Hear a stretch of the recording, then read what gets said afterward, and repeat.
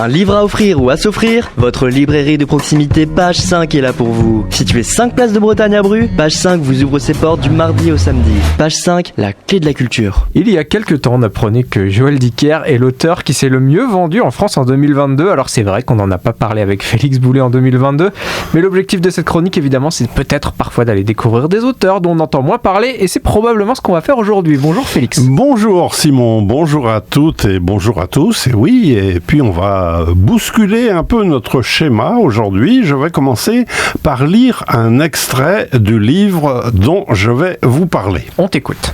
Cette jeune fille avait poussé, choyée par un essaim de femmes, sa mère, ses grands-mères, ses tantes, les voisines, les esclaves, et le souvenir le plus vif qu'elle gardait de ces années où elle savait à peine parler était le voyage de toute la famille l'été à dos de mule, celle de sa mère, celle de ses sœurs et la sienne portant parasol jusqu'à la ferme de Camana. Oui, elle avait été cette enfant heureuse, un visage rond, des yeux curieux, flottant au milieu des bavoirs barboteuses et bonnet à pompons de laine qu'elle avait avalé une fois, d'où indigestion, fièvre et saignée administrée des mains à droite de Juan Gonzalo di Somorcuccio y Ureta, médicastre, poète et orateur. Elle avait été une enfant espiègle et vive, sautant, criaillant, couraillant, se carapatant, poursuivie par Loretta et Dominga qui, les jours fériés, la menaient après la messe de 11h, voir les funambules de la place de San Juan de Dios. Peut-être un indice pour savoir où se passait l'extrait. Je vais te demander simplement à qui on doit ce texte. Alors, ce texte, on le doit à Mario Vargas Llosa, qui est loin d'être un écrivain inconnu. Alors, ce paragraphe nous emmène à Arequipa, une petite ville du Pérou, où naquit notre écrivain il y a 87 ans, le grand écrivain Mario Vargas Llosa. Donc, comme je le disais tout de suite, je rappelle brièvement des éléments de sa biographie. Il est né au Pérou, je viens de le dire, mais il a passé une partie de son enfance et de sa jeunesse en Bolivie. Il se lance dans le journalisme et collabore à plusieurs revues littéraires. Il adhère au Parti communiste, mais rompt avec celui-ci à la suite de divergences avec la révolution cubaine.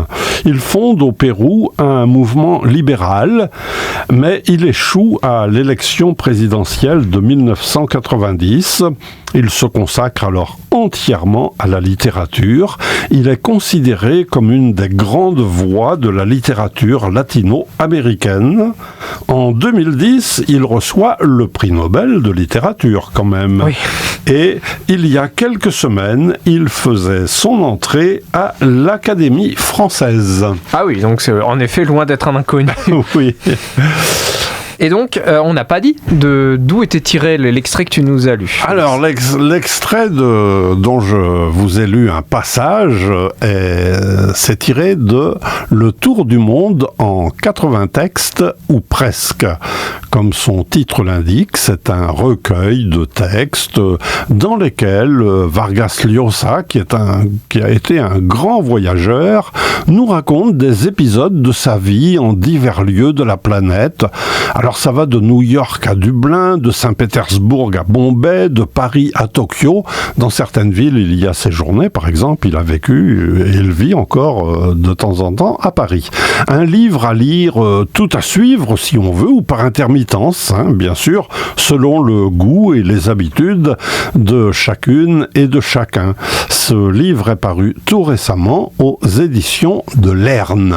Félix, pourquoi revenir maintenant sur ce livre ? Eh bien, parce que c'est une manière d'aborder ce géant de la littérature.